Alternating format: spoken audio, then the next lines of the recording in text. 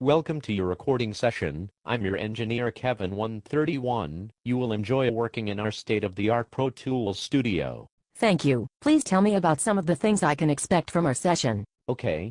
First, we will record drums. Your drummer will set up his entire kit.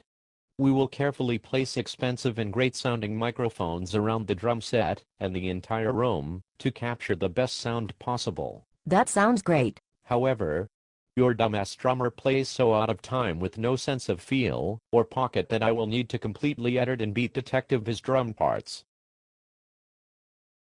Beat Detective. What is that? Beat Detective is a program where I will slice and cut every drum hit that your lousy excuse for a timekeeper makes, and I will make his drums seem in time. However, this process will make the song devoid of any feeling or groove, but I will have no choice, since dumbass sucks so bad as a drummer. I see. We will most likely take a few days to record drums. But the entire editing process will take an extra 2 weeks, since the takes will be so fucking horrible. Is there anything else we need to do for drums? Yes, the fucktard hits his drums like such a pansy that I will need to replace every single damn hit he does with pre-recorded samples from Stephen Slate. He plays so lightly and erratic, this is the only possible way I can get the record to sound professional and modern.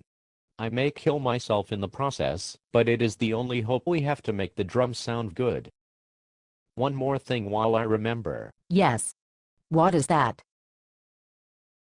If dumbass finds out we have done any of this, he will be quite upset. Even though this makes his drums sound amazing, he will fight us at every step along the way, saying he wants his drums to be as originally recorded, even though everyone in the studio can hear the original takes sound like shit. So please keep this between us. Okay, but how will we hide this from him? Won't he figure this out? No, he is so retarded that he will think the parts are real, and he played them that good.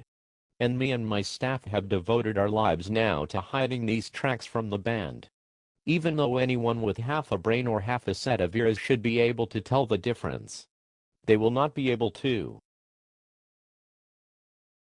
Okay, after the drums are complete, we will record the bass guitar.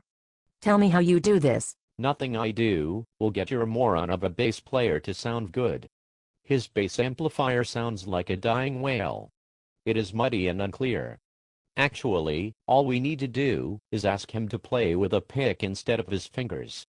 That will make his sound clear and defined. I am sure he will never do this, even though it would sound much better. He has his head far too up his own ass that he thinks he is actually of any importance to the band.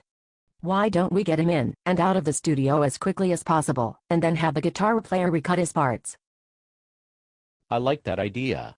But I'm pretty sure that me and you should both recut them, even though we will play a lot of the parts different than your bass player, he will never know. We just have to get him drunk before all his takes, and make sure he never hears what he recorded. That way he will think he did the parts. That sounds great. I like the way you think. Next we will record guitars. However, both guitar players in the band are fucking miserable players. I think that we should let them play as much as they want. But the singer, who is a superior guitar player to either, will recut the parts after both guitar players leave the studio early to go drink alcohol with their hog bitch girlfriends. Great. When all the music is complete we will record vocals. After each take your singer does I will say, "That sucks. Come on in." When they come in I will use auto-tune to make the vocals sound like he is actually singing in key. Then I will use lots of reverb and delay to further mask what a shitty singer he is. Awesome. After this we are ready to mix. We can send the record off to some poor soul, who will have to use all their expertise to get this pile of shit to sound like a hit they can play on the radio. Exactly. But the problem is that after we get a masterpiece of a record, the record company will send it to mastering. Who will master it? The company will say they are sending it to a top professional, but it will go to someone's nephew who has a laptop with a waves limiter and equalizer. We spent 7 weeks on making this record amazing, but he will totally fuck up the whole thing in about 2 hours. Well, after we have this abortion of a project complete, we can press and release it. It will sell about 300 copies in the United States. But about 200,000 people will illegally download it. This will ensure that no one makes any money, and in about 10 years we will all be hanging drywall for a living. and some other engineer or producer will take credit for the work anyway, since bands never check credits and no one cares about what we do. All right then. Let's get started.